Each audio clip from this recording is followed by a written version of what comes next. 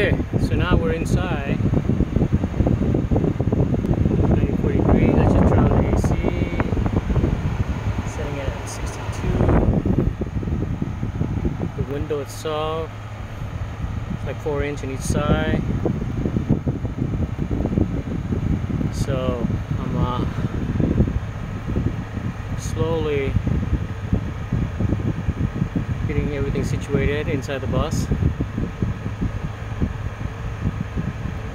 So we'll see how well it goes. Okay, it's been a few minutes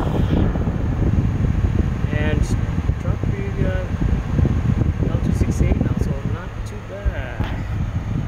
So anyway, this is a 6,000 BTU window AC.